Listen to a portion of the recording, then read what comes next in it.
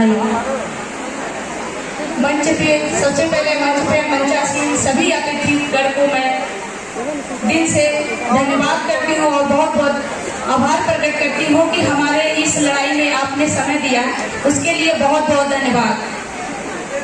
बहनों और मेरे भाई, जो यहाँ पे आकर के सरकार को जो आप लोगों ने संदेश दिया है कि अब दलित पिछड़े समाज के लोग जाग चुके हैं, अब 5 किलो राशन की बात गई, जो हमें उल्टी सीधी पट्टी पढ़ा रहे थे, ये आप आकर के आज मैं बात करूं तो आज ही योगी आदित्यनाथ जी का कार्यक्रम भी चल रहा है।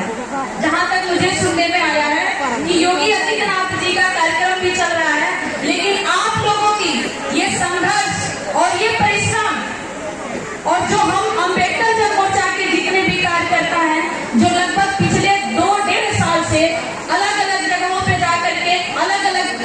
जाकर के उन्होंने जमीन के मुद्दे पे काम किया और आज आपके बीच में हम लेकर के आए और आज हम आप सभी लोगों के बीच में लेकर के सभी लोगों के साथ ये बड़ा से बड़ा हम संघर्ष कर रहे हैं। तो मैं बहनों से कहना चाह रही हूँ, अपने भाइयों से कहना चाह रही हूँ कि ये संघर्ष यहीं तक नहीं है, ये संघर्ष हमारी जारी रहेगी।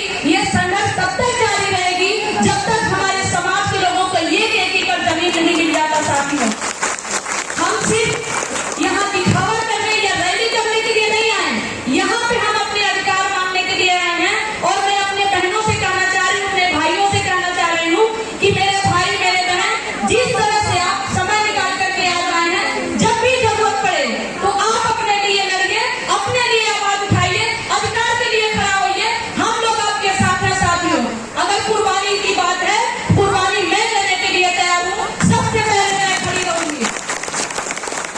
साथियों, बहुत सारे लोग, जब हम लोग ये आंदोलन की बात कर रहे थे तो बहुत सारे लोगों की हमें बहुत बीच में धमकियां भी आ रही थी।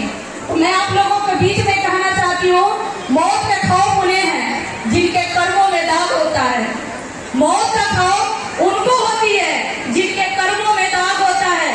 हम तो अम्बेडकर पेरियार की औलाद है, हमारे तो खून में ही याद है। साथियों, जो जमीन की मुद्दा की बात करूं तो हमारी बहनों से मैं कहना चाह रही हूँ कि मेरी बहनें, सबसे ज्यादा जब भी भारत में या किसी भी देश में, समाज में जब भी कोई विपत्ति आती है, कोई संकट आता है, तो सबसे ज्यादा समस्या हमारी बहनों को होती है।